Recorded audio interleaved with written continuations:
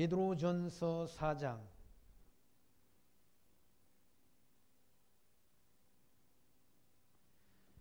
베드로전서 4장 7절부터 봉독드리겠습니다. 7절. 베드로전서 4장 7절. 만물이 마지막이 가까웠으니 그러므로 너희는 정신을 차리고 근신하여 기도하라. 무엇보다 열심으로 서로 사랑할지니 사랑은 허다한 죄를 덮느니라. 서로 대접하기를 원망 없이 하고 각각 은사를 받은 대로 하나님이 각양 은혜를 맡은 선한 청지기같이 서로 봉사하라. 만일 누가 말하려면 하나님이 말씀을 하는 것 같이 하고 누가 봉사하려면 하나님이 공급하시는 힘으로 하는 것 같이 하라. 이는 범사에 예수 그리스도로 말미암아 하나님이 영광을 받으시게 하려 함이니 그에게 영광과 권능이 세세 무궁토록 있느니라. 아멘. 사랑하는 자들아, 너희를 시련하려고 오는 불시험을 이상한 일 당하는 것 같이 이상히 여기지 말고 오직 너희가 그리스도의 고난에 참여하는 것으로 즐거워하라. 이는 그의 영광을 나타내실 때 너희로 즐거워하고 기뻐하게 하려 함이라. 아멘. 13절까지 말씀 먼저 봉독드렸습니다. 베드로 전후서의 말씀은 성도들의 그런 생활, 성도의 생활에 대한 그런 교훈을 통해서 성도들이 성숙한 거룩한 성도의 생활을 하게 하려는 데 목적을 두고 기록된 성경이 바로 베드로 전후서의 말씀입니다. 성도들이 생활, 그러니까 성도의 거룩한 생활,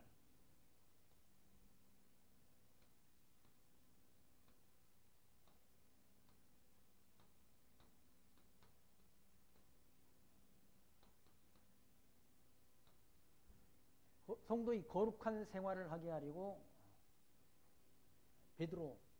사도 베드로가 베드로 전 후서를 기록했다. 이런 말씀입니다.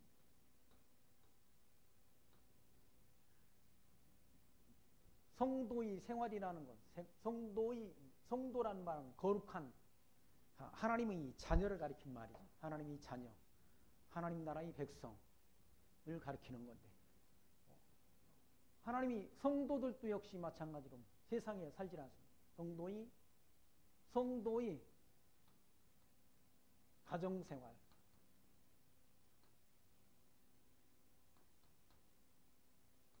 두 번째는 성도의 사회생활,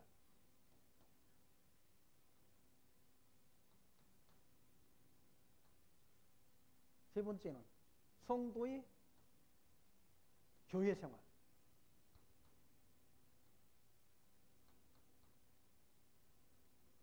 이것이 다죠. 뭐. 성도들의 가정생활, 성도들의 사회생활, 성도들의 교회생활. 교회생활은 어떠해야 되는가? 바로 구별된 세상 사람들과는 다른 걸 거룩이라고 말하는 거룩한 생활. 그러니까 사도 바울이 로마서 12장 1절 말씀을 통해서 하신 말씀이다. 베드로 사도가 성도들이 거룩한 생활로 무장치 하려고 기록한 말씀이나 구원 얻은 성도의 삶은 이래야 된다.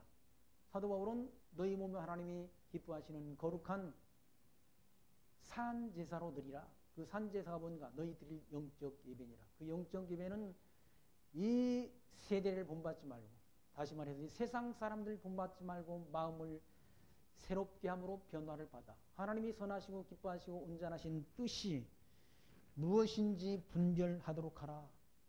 그러니까 분별하는 삶, 하나님이 기뻐하신, 내가 기뻐하는 삶이 아니라 하나님이 선하시고 기뻐하시고 온전하신 뜻을 분별해서 사는 삶, 그 생활을 사도 바울도 강조했다, 가르쳐줬다는 성도의 생활, 성도의 가정생활, 성도의 사회생활, 성도들이 교회생활, 이게 뭐 사람들이 생활 다 아닙니까? 다. 가정에서는 어떻게 생활해야 되는가? 또 성도들이 사회생활, 직장에서 또는 사회에서 또는 국가 생활은 어떻게 해야 되는가? 또 성도들이 교회 안에서 생활은 어떻게 해야 되는가? 사도 베드로도 이와 같이 구원 얻은 성도의 삶, 하나님이 자녀된 자들의 삶의 모습은 어때야 되는가를 바로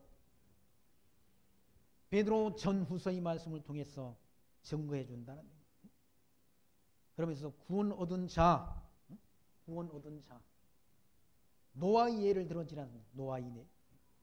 구약시대 허다한 수많은 사람들이 있었는데 다 하나님의 말씀에 불순종했는데 노아의 가족만 하나님의 말씀에 순종했다. 그래서 노아의 방주에 들어간 노아의 8 식구만 구원을 얻고 나머지는 다 멸망을 당했다는 사실을 하나의 예로 들어서 증거한 바가 있지 않습니다. 우리도 이 땅에 사는 동안 예수 믿는 것 때문에 예수 믿는 믿음 때문에 고난을 당할 수 있다는 얘기죠. 예수 믿는 것 때문에 성도이기 때문에 세상 사람들로부터 뭡니까? 비웃음을 사기도 하고 세상 사람들은 늘 그래왔지 않습니까? 노아의 홍수 때도 노아의 식구들은 얼마나 많은 사람들이 비웃었겠습니까? 배를 만드는데 배를 바닷가에 만들어야지 산 꼭대기에다 배를 만들지라 하네. 그리고 하나님이 물로 심판한다라고 그래서 하나님의 명령에 순종했던 노아의 8 식구는 다 그때 당시 세상 사람들로부터 바보, 사이코 또는 미쳤다 라는 그런 말을 들었을 것 아니겠습니까? 마찬가지로 지금도 예수가 하나님의 아들 그리스도다 또는 예수가 죽었다가 살아났다 우리는 예수님이 다시 오신다는 그 약속을 믿는다. 그리고 그분이 약속하신 천국을 우리는 바라보고 산다 라고 주장하는 예수 믿는 사람들 많은 사람들이 비난한다. 그러니까 예수님 당시 때도 예수님이 오셔서 행하는 그런 모든 표적과 권능, 능력을 보고도 많은 사람들이 예수를 하나님의 아들로 믿지 않았다. 그리고 예수님을 십자가에 못 박아 죽이질 않습니다. 왜 그런가? 몰라서. 예수가 누구인지를 몰라서. 그러니까 모르는 사람들은 다 예수 믿는 것조차 핍박할 뿐 아니라 예수를 뭡니까? 멸시하고 예수님 당시 때 예수님한테 침을 뱉지 않습니다. 침을 뱉는다는 것은 최고의 모욕적인 그런 행위라는 얘기예요. 예수님이 침뱉음을 당한다. 침뱉음을 당해. 세상 사람들로부터 침뱉음을 당하고 멸시를 당하고 천대를 당했다는 얘기예요. 지금도 마찬가지죠. 세상 사람들이 세상 정치 권세를 짐승 권세라고 하잖아요. 성경에는 짐승 권세. 사자 같고 표범 같고 뱀 같고 무서운 짐승 권세라고 말하자. 그게 다 뭡니까? 바벨론 권세, 페르시아 권세, 헬라 로마 권세를 말한다. 그런 짐승 권세. 짐승 권세들이 기독교를 하나님의 자녀를 핍박한다. 지금도 마찬가지로 핍박한다. 그런 세속 짐승 권세, 짐승 권세한테 눌려가지고 그래. 교회가 하나님을 믿는다는 하나님의 자녀가 빌빌거리면 되겠습니까? 어차피 세상은 하나님의 손 안에 있다는 얘기죠. 이 모든 만물, 만사 만물을 주관하는 권세가 하나님이시라는 얘기죠. 만물이 마지막에 가까웠다. 마지막에. 사도 바울이. 지금 이방인의 시대 아닙니까? 이방인의 군이 수가 채워지고 그리고 유대인들이 구원을 얻게 되면 예수님께서 곧 오신다는 다시 오신다는 약속을 남겨놓으셨다는 그러니 너희는 정신을 차리고 정신줄 놓지 말고 정신 차리고 근신하여 조심하여 하나님의 뜻을 기도하라는 얘기죠. 왜? 주님께서 오시도록 돼 있으니까 주님이 때가 되면 오신다는 얘기죠. 주님이 다시 오셔서 심판한다는 그 심판의 약속이 남아있다는 그러니 정신 차리고 지금 이방인이 구원의 시대야. 이방인. 이방인은 곧 이스라엘 백성들이 아닌, 유대인이 아닌 백성을 가리키지 않습니다. 이방인이 구원 얻는 이 시대인데, 그러니 정신 차리고, 이방인 군이 수가 채워지면 다시 유대인들에게 구원이, 유대인 구원 시대가 온다는 얘기죠. 지금은 이방인 구원 시대. 그러니까 이방인 구원이 수가 채워지는 그 시점이 오게 되면 이방인 구원이 끝나버린다는 거예요. 그러니 정신 차리고, 정신 차리고, 정신줄 놓지 말고 정신 차리고,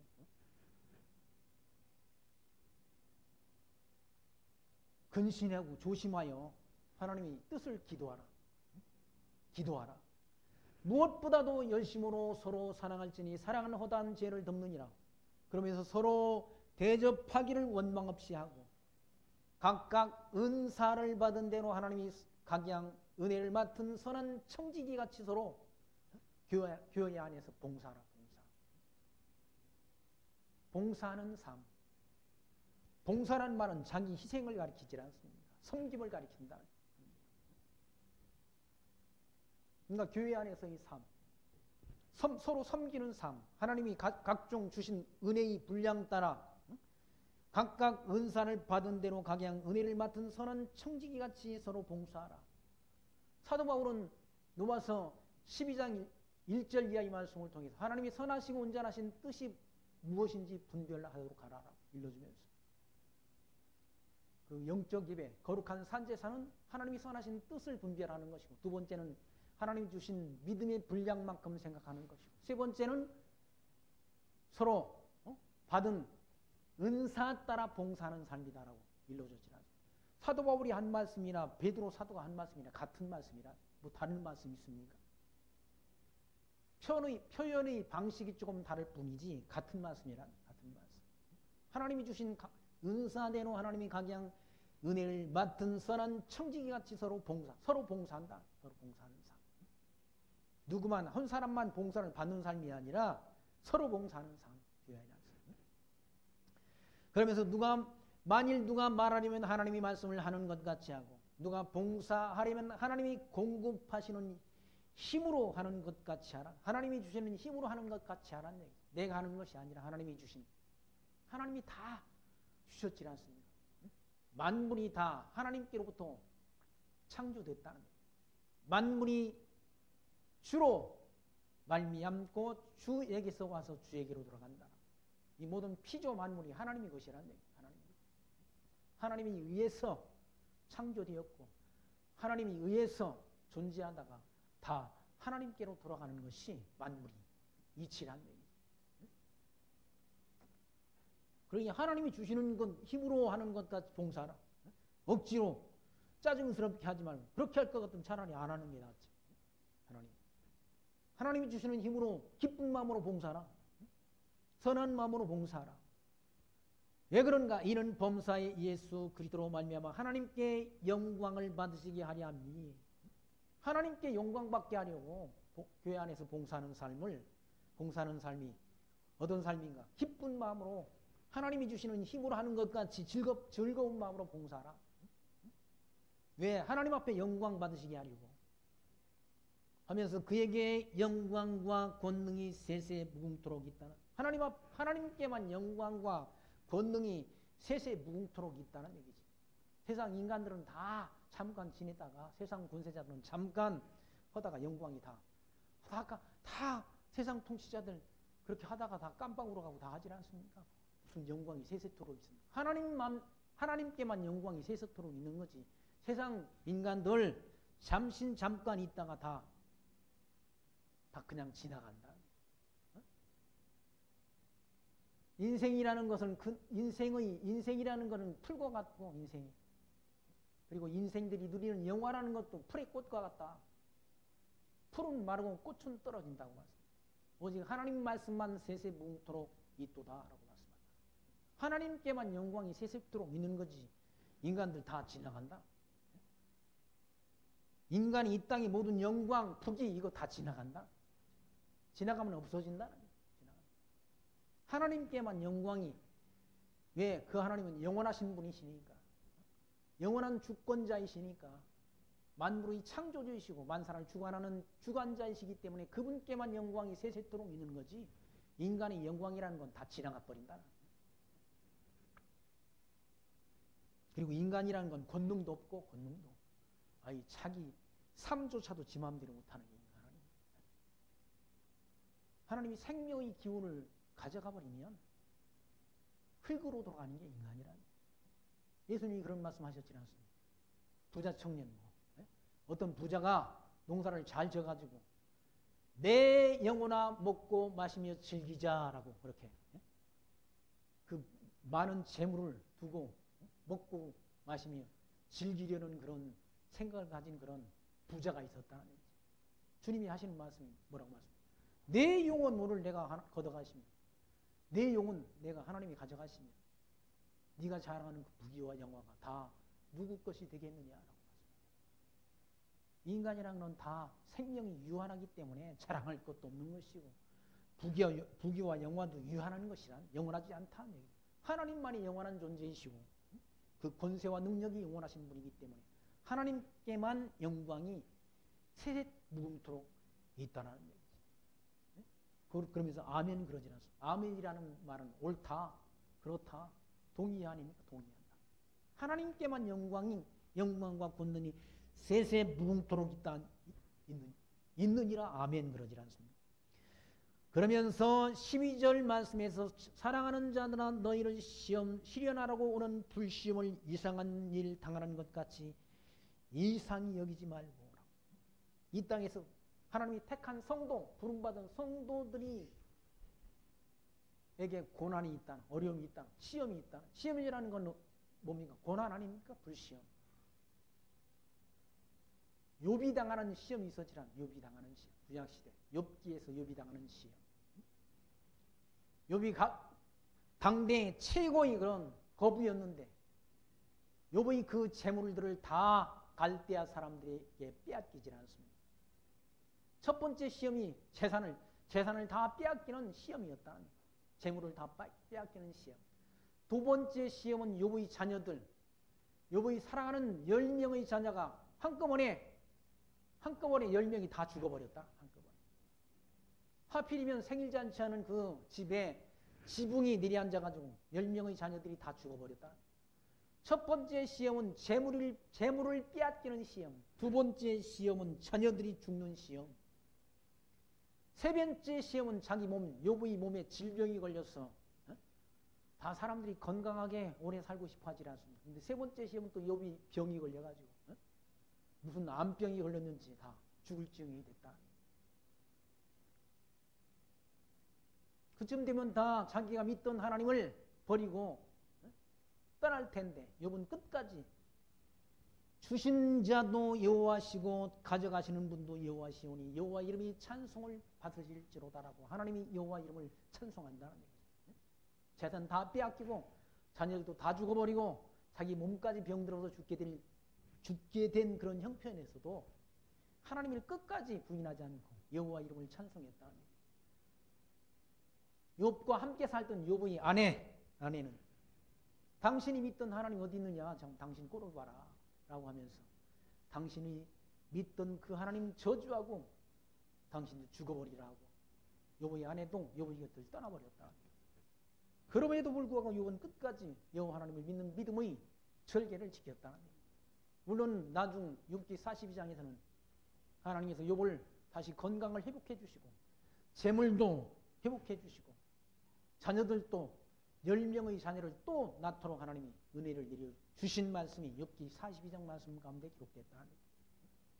그런 불시험, 이 땅에서 예수를 믿는 하나님을 믿는 백성들에게 오는 불시험, 어려움, 그것들 이상한 일 당하는 것 같이 이상히 여기지 말라는 얘기죠. 그런 시험 당하는 그런 성도, 형제를 보고 이상한 일 당하는 것처럼 여기지 말라는. 하나님이 주신 시험이니까 그 시험을 통해서 더 견고한 믿음을 갖게 하려고 하나님이 택한 백성들에게 그런 어려움, 시험을 주시는 경우도 있다는 얘기예요. 시험 당하는 것이 시편 119편 71절의 말씀에서는 고난당하는 것이 내게 유익이라 이로 말미암아 내가 주의 율례를 배우게 되었느니라 라고 말씀합니다. 이 고난을 통해서 시편 기자는 시험을 통해서 하나님의 말씀을 더 깊이 깨닫고 배웠다는 사실을 고백한다. 평탄할 때, 사람들이 평탄할 때 예수 믿는 게 아니라 평탄할 때 진리를 깨닫는 것이 아니라 고난당할 때 오히려 그 고난을 통해서 하나님이 섭리, 하나님의 뜻을 더 깊이 발견하는, 깨닫는 경우가 많다는 얘기죠. 그걸 시편 기자는 고난당하는 것이 나한테 유익이라. 고난당하는 게 나한테 유익할 게 뭐가 있습니까? 고난은 고통스러운 건데, 시험이라는 건 고통스러운 건데, 그 고통이 오히려 신앙에는, 그 영혼한테는 유익한 일이 된다. 평탄할 때는 하나님 앞으로 가까이 안 오는 경우가 많지는 않습니다. 평탄하니까 하나님 앞에 기도할 것도 없고, 평탄하니까 잘 나가니까 뭐 하나님을 의지할 것도 없고, 그러나 고난을 통해서 하나님을 배운다. 사도 바울도 로마서 8장 16절에서 성령이 친히 우리의 영과 더불어 우리가 하나님의 자녀인 것을 증언하노니 또한 상속자 곧 하나님이 상속자요 그리스도와 함께 한 상속자니 우리가 그와 함께 영광을 받기 위하여, 하나님과 함께 영광을 받기 위하여 고난도 함께 받아야 할 것이니라 라고 말씀합니다. 고난. 하나님이 자녀이면 영광도 받기 위해요. 하나님 나라를 상속하기 위해서 또한 이 땅에 사는 동안 고난도 함께 받아야 한다는 얘기죠. 생각한데 현재의 고난은 장차 우리에게 나타날 영광과 좋게 비교할 수 없다라고. 사도 바울은 그와 같이 성도가 받는 이 땅에서의 고난이 곧 영광, 하나님 앞에 나타날 영원한 영광과 비교가 안 된다는 사실을 증거하지 않습니다. 이 땅에서 성도가 살면서 당하는 고난, 그 고난은 곧 천국의 영광, 이 하나님 나라의 영광과 좋게 비교가 안 된, 그 영광을 바라보면서 현재의 고난을 이기고 승리하며 살아갈 수 있다는 것이죠. 그래서 불시험, 고난, 그거 이상한 일 당하는 것처럼 여기지 말라는 얘기예요. 13절 말씀은 오직 너희가 그리스도의 고난에 참여하는 것으로 즐거워하라. 그리스도의 남은 고난, 그리스도가 십자가상에서 고난당했지 않습니까? 고난. 그러니까 성도도 예수가 하나님의 아들 그리스도 되심을 믿는 성도에게도 남은 고난이 있다는, 그 고난에 참여하는 것으로 오히려 그 고난을 즐겁게 여기라라고 말씀합니다. 이는 그의 영광을 나타내실 때 너희로 즐거워하고 기뻐하게 하려 합니다. 그의 영광을 나타낼 때가 언제입니까? 그리스도가 재림하셔서 다시 오셔서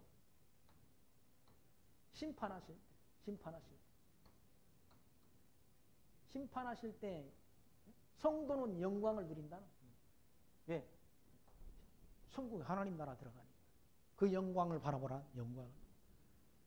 거기 보시면 13절 오직 너희가 그리스도의 고난에 참여하는 것으로 즐거워하라. 이는 그의 영광을 나타내실 때 너희로 즐거워하고 기뻐하게 하려 함이라.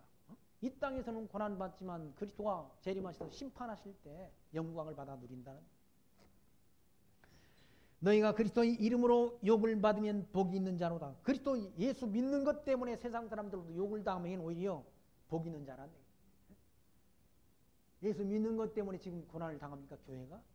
예수 믿는 것 때문에 교회가 세상 사람들로부터 멸시를 받습니까? 복 있는 일이다. 그건 당연한 일이라는 얘기죠. 세상 사람들이 다 예수 믿는 사람도 존경하고 예수 믿는 사람들 다 대단하다라고 그렇게 하지 않는다. 옛날부터 예수 믿는 사람들을 다 예수님도 십자가에 못 박아 죽였다. 누가? 세상이. 세상 사람들이 예수조차도 십자가에 못 박아 죽였는데 예수 믿는 자들을 핍박 안 하겠습니까? 멸시천대 안 하겠습니까? 예수 믿는 것 때문에 너희가 그리스도의 이름 때문에 욕을 받으면 복 있는 자라는 얘기죠. 영광의 영 곧 하나님의 영이 너희 위에 계심이라. 지금 하나님이 지금 예수 교회 안 나오고 예수 안 믿는 척하면 되잖아. 예수 믿는 것 때문에 고난을 당하는. 그건 하나님의 영이 그 속에 없어서 그런 거예요. 하나님. 성령이 함께하는데 어떻게 그래요? 성령이 함께하는데. 성령 하나님께서 역사하시는데 어떻게 예수를 부인하냐고. 하나님을 섬기는 것을 중단할 수 있냐고요. 성령께서 함께 하시는데, 성도의 심령 속에 성령 하나님께서 함께 하시는데 어떻게 예수를 부인하고 믿음을 버릴 수가 있냐고요. 너희가 그리스도의 이름으로 욕을 받으면 복 있는 자로다. 영광의 영 곧 하나님의 영이 너희 위에 계심이라. 너희 중에 누구든지 살인이나 도적질이나 악행이나 남의 일을 간섭하는 자로 고난을 받지 말려니와, 도둑질이나 악행이나 남의 일을 간섭하는 자로 고난을 받지 말려니와. 그건 현행법을 어기는 거잖아. 나라의 법을 어기는 거. 도둑질하는 거 법을 어기는 거고, 악한 행동을 하는 것도 법을 어기는 거고, 남의 일을 간섭하는 그런 일로 고난을 받지 말라는 얘기죠. 만일 그리스도인으로 고난을 받은 즉 부끄러워 말고 도리어 그 이름으로 하나님께 영광을 돌리라라고 말씀합니다. 예수 믿는 것 때문에, 성도이기 때문에 당하는 고난이 있다고 한다면 그 고난을 부끄러워하지 말라는 거예요. 그리고 하나님 앞에 오히려 영광을 돌리라는 거예요. 세상 사람들이 예수 믿는다고 해가지고 멸시합니까? 비웃습니까? 부끄러워하지 말라는 얘기지. 부끄러워하지 말라. 오히려 하나님 앞에 영광을 돌리라는 얘기. 내가 하나님이 자녀인 증거란 그것이 하나님이 자녀인 증거. 천국 백성인 증거란 얘기. 하나님이 집에 심판을 할 때가 있나니, 하나님이 집에서 심판할 때가 있다는 그런 인간들을 다 지옥으로 심판할 때가 있다. 예수 믿는 사람들을 비방하고, 예수 믿는 사람을 조롱하고, 예수 믿는 사람을 멸시하고, 예수를 십자가에 못 박아 죽인 자들은 심판할 때가 있다. 심판이란, 하나님의 심판은 지옥으로 넣는 거예요. 다 지옥으로. 그때가 있다는 얘기. 하나님 집에 심판을 시작할 때가 되었나니 만일 우리에게 먼저 하면 하나님의 복음을 순종치 아니하는 자들이 그 마지막이 어떠하며, 그 심판이 혹독하다는 얘기. 또 의인이 겨우 구원을 얻으면 경건치 아니한 자의 죄인이 어디 서리요. 경건치 아니한 자들이 다 어디로 가는가. 설 자리가 없다는 얘기. 예수 하나님의 아들 그리스도 있는 이심을 믿는 자들이 구원을 얻으면, 겨우 구원을 얻으면 경건치 아니한 자, 거룩하지 아니한 자, 예수가 하나님의 아들 그리스도이심을 믿지 않는 자, 그런 자들은 설 자리가 없다는 얘기예요. 설 자리가. 그러므로 하나님이 뜻대로 고난을 받는 자들은 또한 선을 행하는 가운데 그 영혼을 미쁘신 조물주께 부탁할지니라. 하나님께 부탁할 뭘? 영혼을. 하나님의 그 영혼을. 스데반이 고난 받았지 않습니까? 스데반이 복음 진리를 증거하다가 어떻게 돌에 맞아 죽었다? 돌에 맞아. 돌팔매가 날아오는데도 스데반이 그 돌을 맞으면서도, 도로에 맞아 죽어가면서도 뭘 증거한? 예수와 하나님의 아들 그리스도이심을 증거했고, 이 죄를, 자기를 돌로 때려 죽이는 자들이 죄를 그들에게 돌리지 말아달라고 하나님 앞에 기도드렸다는 얘기죠. 그리고 주님의 모습을, 하늘에서 주님께서 스데반을 이렇게 바라보면서 스데반의 영혼을 받아주시는 그 모습을 스데반이 눈으로 목도했다는 얘기예요. 그 영혼을 하나님께 부탁한 거예요. 영혼을 조물주께 부탁할지니라. 우리가 이 땅에서 고난을 당할 때, 고난 가운데서 그 고난을 받는 자들은 또한 선을 행하는 가운데, 고난 가운데서 하나님이 선하신 뜻을 행하는 가운데 그 영혼을 하나님께 부탁하라. 조물주라는 말은 다른 말로 창조주 아니에요. 창조주에게 영혼을 부탁하라. 창조주가 영원한 천국으로, 하나님 나라로 인도하신다는 얘기예요. 그러면서 5장 1절에 너희 중 장로들에게 권하노니 나는 함께 장로된 자요 그리스도의 고난의 증인이요 나타날 영광에 참여할 자로다 라고 말하지 않습니다. 여기서 장로는 나이 많은 자 또는 늙은 자 또는 연장자라는 의미를 담고 있다는. 베드로도 지금 늙었지는 않습니다. 늙었어요. 너희 중 장로들에게 권하노니 나는 함께 장로된 자다. 그리고 그리스도의 고난의 증인이요. 예수님이 십자가에 못 박아 죽으시는 걸 베드로가 지켜봤다는. 베드로가. 나타날 영광이란 그리스도의 재림 때의 영광을 말해요. 영광에 참여할 자로다. 너희 중에 있는 하나님이 양무리를 지대 부득이함으로 하지 말고 오직 하나님이 뜻을 쫓아 자원함으로 하며 더러운 일을 위하여 하지 말고 오직 즐거운 뜻으로 하라. 하나님이 양무리, 하나님의 백성들에게 말씀을 증거할 때 부득이함으로 하지 말고, 하기 싫은 거 억지로 그렇게 하는 걸 부득이함으로 하지 말고 하기 싫어.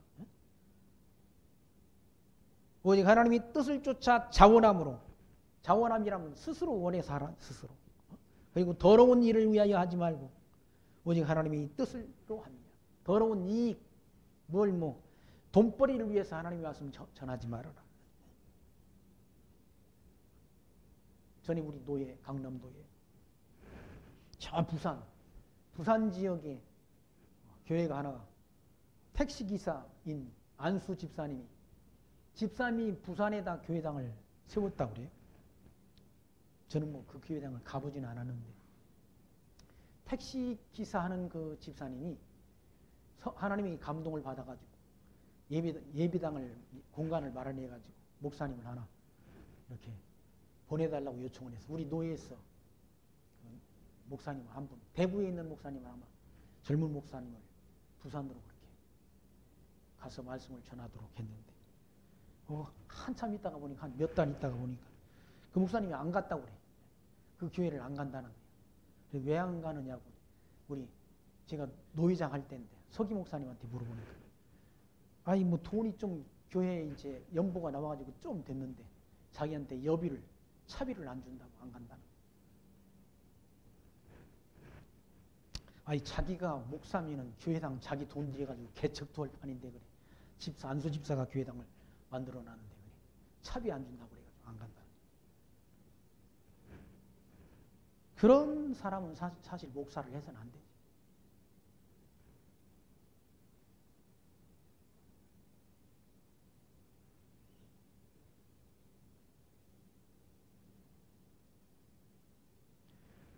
그런 더러운 목회를 하다 보면 나중에 그분 안수 집사님이 여비도 주고 사리비도 줄 거 아니에요. 좀 시간 지나면 기다릴 줄을 알아야지. 그러니까 그 교회가 없어져 버리지 않습니까? 부산에 있는 교회당이 없어져 버렸다. 그런 어떤 이익을 얻기 위해서 일하지 말라고 이 말씀입니다. 베드로가 하신 말씀은 하나님이 뜻을 쫓아 자원함으로 하며 더러운 일을 위하여 하지 말고 오직 즐거운 뜻으로 하라. 즐거운 뜻으로. 하나님 말씀 거저받았으니 거저주라고 그러지 않습니까? 우리 사꾼들은 요즘에 잘 나가는 부흥사 목사들은 사례비를 자기가 결정한다는. 1시간당 200이라고 그러지 않습니까? 200. 제가 그거 중국에 가 있을 때 중국에 있는 안디옥 대련의 안디옥 교회가 있는데 거기 가보니 그 목사님 우리나라에 지금 잘 나가는 목사님이야. 그분이 거기 와가지고 사진을 찍었더라고. 사진 찍은 게 있어. 저분이 여기 왔다 갔냐고 물어보니까 왔다 갔다 하는 거예요. 네. 우리나라에서 잘 나가는 목사님한테 와서 좀 말씀을 전해달라고 그러니까 1시간당 200달러 200에다가 골프 가장 치게 해달라고 했다. 그래서 너무 세게 불러가지고 그분을 못 부르고 다른 분을 그분보다 조금 더 인기가 적은 목사님을 불렀더라고요. 그분은 그 부흥의 기간 동안 총 수입의 2분의 1을 요구했다는 거예요. 그분이 그래 그 담임 목사님, 안디교회 담임 목사님. 마침 근데 헌금이 많이 안 나와서 당했다는 거예요. 많이 주고 싶은 마음이 없었던 건지 그분도. 에?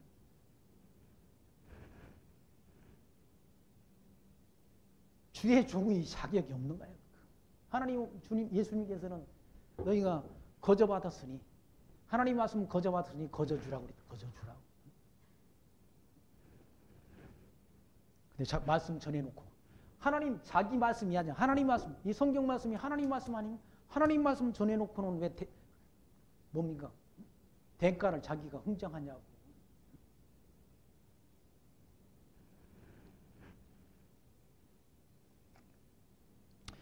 사도 베드로는 그렇게 하지 말라고 일러주질 않습니다.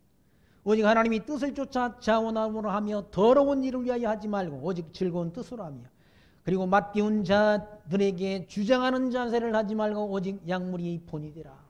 약물이들이 본이 되라. 주장하는 자세를 취하지 말고 약물이들이 본된 삶을 살아라라고 일러준다는 얘기죠. 그렇게 하면 거기 4절 말씀 그리하면 목자장이 나타나실 때 시들지 아니하는 영광이 면류관을 얻으리라. 목자장이 나타나실 때가 언제입니까? 그리스도 재림하실 때, 예수님 재림하실 때. 천군 천사와 목사장이 나타나실 때 시들지 아니하는 영광이 면류관을 얻으리라 라고 말씀한다. 그러면서 젊은 자들아 이와 같이 장로들에게 순복하고 다 서로 겸손으로 허리를 동이라. 하나님이 교만한 자를 대적하시되 겸손한 자에게는 은혜를 주시느니라. 젊은 자들에게 부탁하기를 젊은 자들아 이와 같이 장로들 교회의 지도자 먼저 된 자 교회 안에서 연장자 교회에서 하나님 말씀을 증거하는 자들에게 순복하라는 얘기죠. 그러면서 다 서로 겸손으로 허리를 동이라. 하나님은 교만한 자를 대적하시되 겸손한 자에게는 은혜를 주신다. 교만한 자는 자기 잘났다. 자기가 대단하다. 다른 말씀에서는 교만은 패망의 선봉이요 넘어짐의 앞잡이라고 말씀합니다.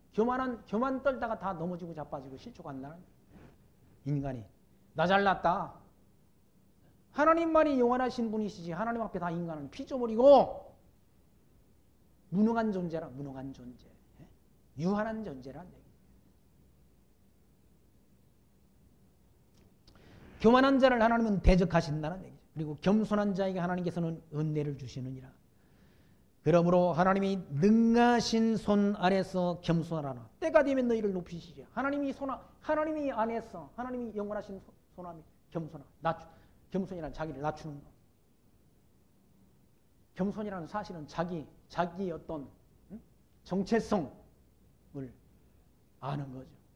인간의 정체성이라는 게 하나님의 피조물 아닙니까? 하나님에 의해서 존재하는, 하나님의 힘에 의해서 존재하는, 그를 힘입어 살며 기동하며 있는 하나님이 피조물에 불과하다는 얘기예요. 하나님이 생명 걷어가면 흙으로 돌아가는 게 인간이란, 자기 정체성을 아는 것, 인간이 자기 정체를 아는 것, 다른 말로 자기 주제 파악하는 거, 자기 주제. 인간 별거 아니란 하나님 앞에. 티끌 같은 존재라, 안개와 같은 존재란, 풀의 꽃 같은 존재란, 뭐 하나님 앞에 잘났다고 까불다가 하나님이 그냥 콧김에 날아간다. 하나님의 콧김에 인간이라는 건다. 별 볼 일 없다. 하나님이 전능자이심을 알고 그 하나님이 능하신, 거기 하나님이 능하신, 하나님이 전능하신 손 아래 겸손하라. 때가 되면 너희를 높인다는 거예요. 때가 되면 언제? 그리스도가 재림하셔서 심판 후에 하나님 나라로 우리를 인도하신다. 그때가 되면 높아진다는 거예요. 그러니까 젊은 자들은 나이 먹은 어른에게 순복하라. 지금은 나이 먹은 사람들한테 꼰대라고 그럽니다. 꼰대. 아니 제가 지난주에 제주에 있는 목사님이 곧 그분도 이제 제주 생활을 정리하고 올라오신다고 하면서 시간 되면 한번 내려오라고 했어요. 제주를 갔다가 비행기 타고 오는 비행기를 타가지고 뭐 보니까 공항버스가 2시 30분에 딱 우리 비행기가 2시 15분에 도착을 했어요. 그리고 우리 집사람이 빨리 가가지고 그 공항버스 티켓을 끊으라고 그랬는데, 아니 뭐 이제 우리가 대부분 뒤에 앉아가지고 비행기 뒷부분에 앉아가지고 방송하기를 앞에 사람들부터 차례로 내리라고 그렇게 방송을 하더라고. 바로 내 앞에 있는 꼬마가 비행기가 섰는데 빨리 내리고 싶다는 거야. 근데 그 엄마가 하는 말이 차례대로 내리는 거야. 그러는. 아유 그래도 어른이 중간에는 비행기가 내렸다고, 아니, 섰다고 그래가지고 빨리 나가가지고 혼자 그렇게 할 수가 없더라고요. 차례로 내려가기를 이렇게 기다리고 있는데, 뒤에 어떤 놈이 저한테 그랬다니, 전 듣지 못했어요. 앞에 꼰대가 서가지고 지금 못 나가고 있다고 그랬다는 거예요. 우리 집사람이 들어가지고 그 젊은 놈한테 뭐라고 했다고 그러진 않습니다. 그러니까 덩치가 이만하고 배는 이미. 그 사람들이 꼰대라고 하는 사람들이 세운 나라예요. 꼰대라는 사람들이 세운 나라, 이 나라라는 꼰대들이. 꼰대들이 발전시켰고, 꼰대들이 다 경제 발전시켰고, 꼰대들이 나무 심기 해서 세계의 4대 조림 국가가 됐다. 이 나라가. 지금 나이 드신 어른들한테 꼰대라고 하는 놈들이 나라를 세운 그 나라가 아니라, 발전시킨 나라가 아니라. 우리 초등학교 4학년 때부터 나무 심기 했어요. 근데 니끼다 소나무, 오리봉나무 같은 걸 심었다는 거예요. 세계 4대 조림 국가가 됐다. 북한 사람들이 남한에 와서 제일 놀라는 게 산이 푸르다. 북한에는 산이 나무가 없다고 그러지 않습니다. 다 땔감으로 가져다 뗐어. 우리도 과거 어릴 때, 우리 어릴 때는 나무뿐만 아니라 나무 뭡니까? 나무 등걸까지. 나무를 베고 나면 나무 그 뭡니까? 뿌리까지 다 뽑아다 뗄감으로 썼다.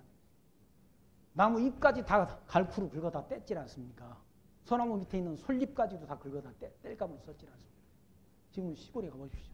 산에 가보세요. 그게 막 폐적물들이 산에 쌓여있다. 왜? 뗄감으로 안 쓰니까. 그러니까 숲이 무성해지는 거죠. 지금 그 무성해진 숲을 관리를 못해가지고 해마다 보면은 다 태워 먹지 않습니까?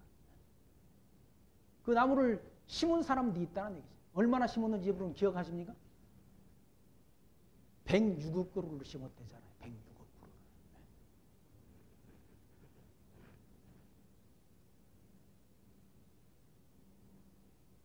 젊은 자들아, 이와 같이 장로들에게 순복하라는 얘기죠.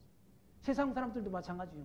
젊은 자들아, 나이 어른 어른들을 꼰대로 하지 말고 그 꼰대들이 세운 나라에서 지금 잘 먹고 잘 사는 줄 알라고 감사한 마음으로 살아라. 저는 그 말을 하고 싶어요. 7절 말씀 보시면 너희 염려를 다 주께 맡겨버리라. 모든 염려를 다 주께 맡겨버리라. 이는 제가 너희를 권고하심이라. 근신하라. 근신하라는 말은 바른 성경에서는 뭐라고 써요? 정신 차려라 라고. 정신 차리고.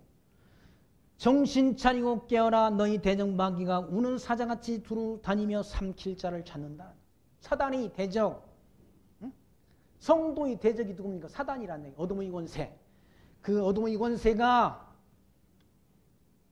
우는 사자와 같이 두루 다니며 삼킬 자를 찾는다는, 실족해 할 자를 찾는다는 얘기. 그러니 정신 차리라. 정신 차리라. 깨 있으라는 얘기죠. 깨 있으라는 말은 진리 안에 있어라. 진리 안에 있어. 하나님 말씀 안에 있어라. 9절 말씀 너희는 믿음을 굳게 하여 저를 대적하라.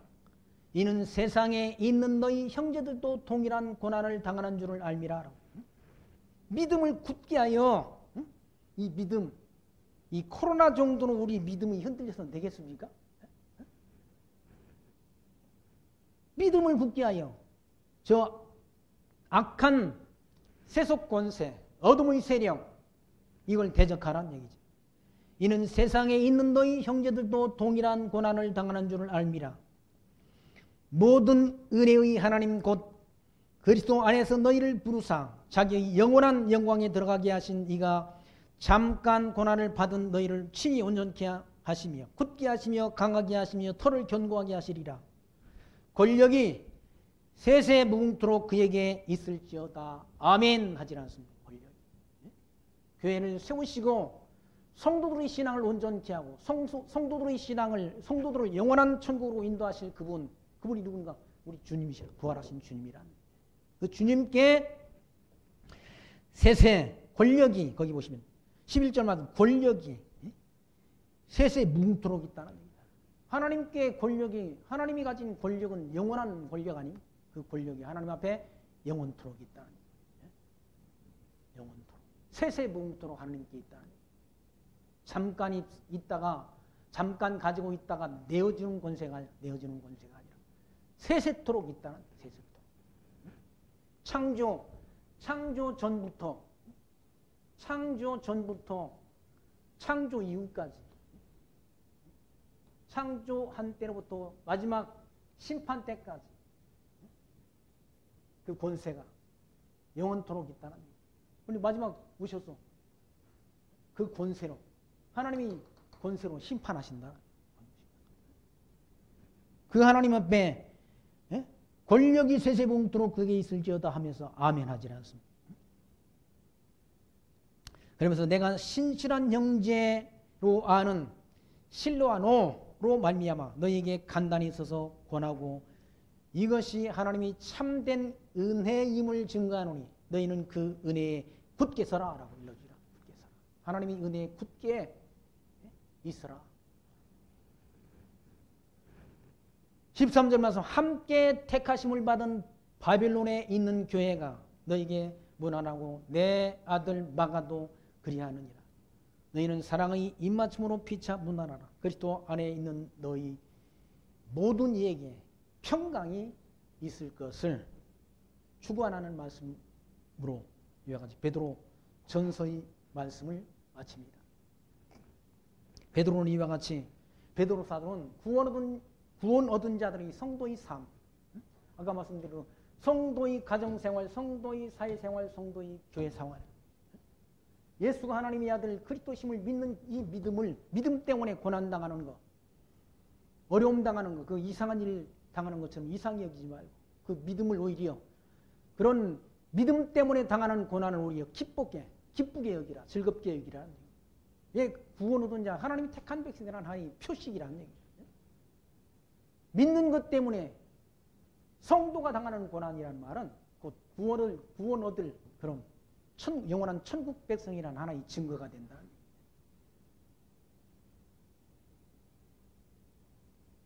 예수를 부인해버리면 우리나라 초대교회도 일본 사람들에 의해서 일본 사람들에 의해서 많은 고난과 박해를 받았지 않습니까?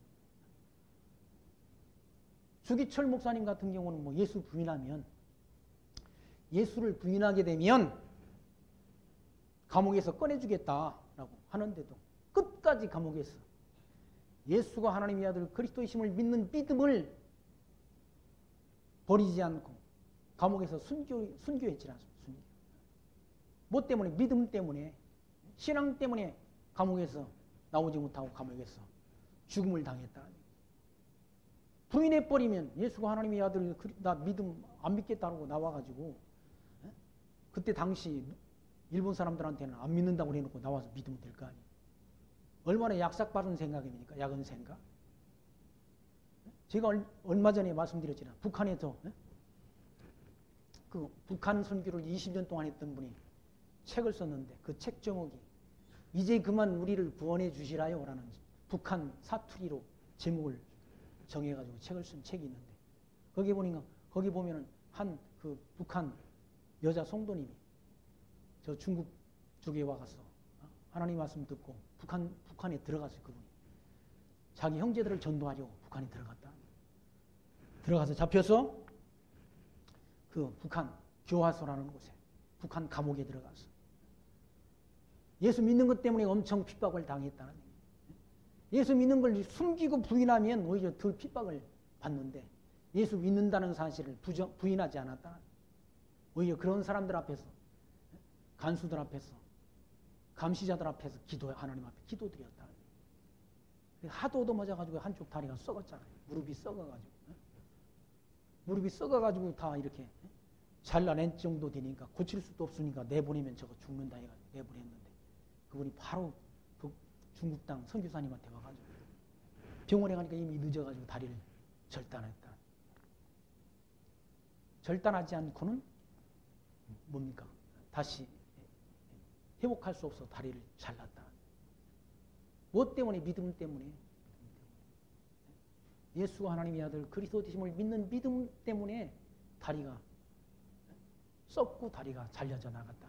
그래도 그 믿음을 변치 않고 신앙을 지켰다라고 그 여자 성도님이 그랬다고 그러지 않습니까?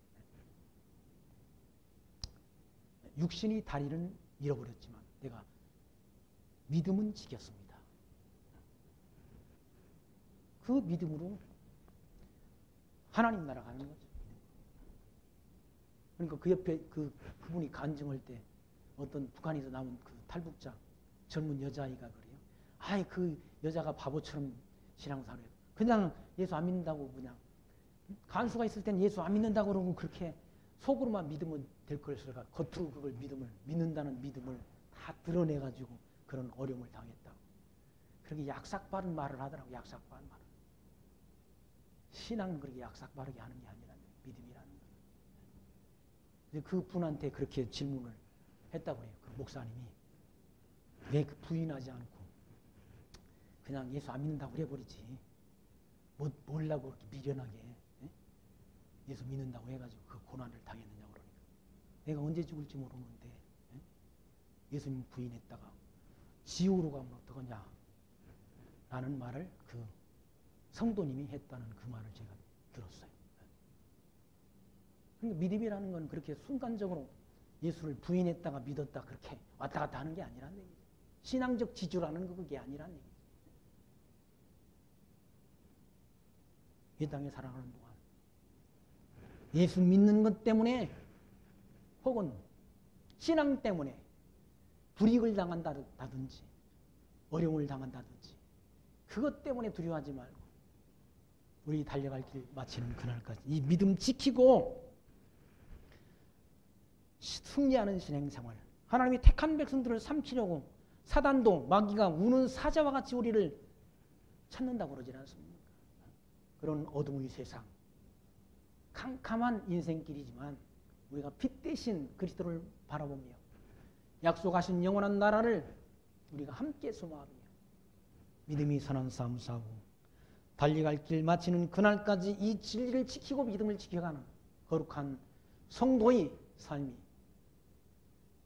여러분과 저에게 함께 늘 있기를 소망하며 오늘 말씀 여기까지 확인하고 마칩니다. 기도합니다. 하나님 감사합니다.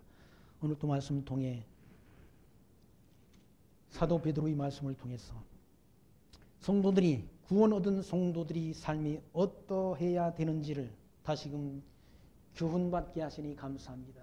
이 어려운 세상 광야길 살아가는 동안 이 진리를 지키고 이 진리를 땅끝까지 전파하는 일에 함께 마음과 뜻을 모으고 믿음이 선한 삶 살아가는 성도의 거룩한 삶이 우리에게 있게 되기를 소망하며 늘 하나님이 선하신 뜻이 하늘에서 이루는 것 같이 땅에서도 이루어지기를 기도하는 거룩한 하나님 나라의 자녀들의 삶이 우리에게 있기를 소망하며 모든 말씀 우리 주 예수님의 이름으로 감사하며 기도하옵나이다.